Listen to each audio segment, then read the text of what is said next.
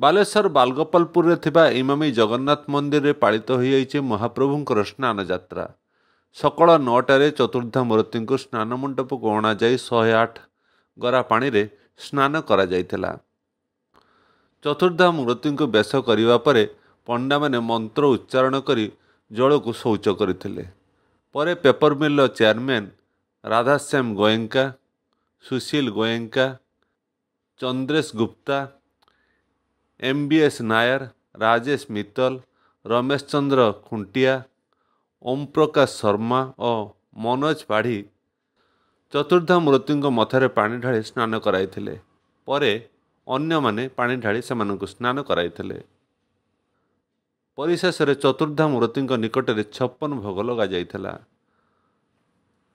पूजक प्रदीप कुमार मिश्र पूजा कार्य संपादन करथिले। एही अवसर में सेठारे हजार हजार भक्त उपस्थित रही शंख हुलहुली देवा सह महाप्रभु स्नान दर्शन करथिले।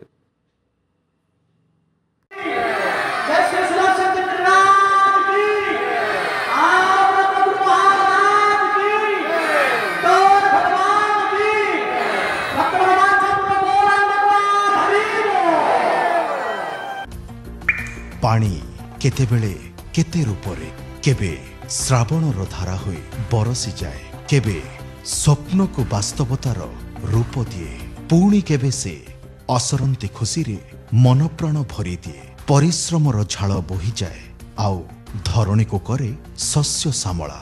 आउ एही पानी को आमे पहुंचो आपनंक पाखरे।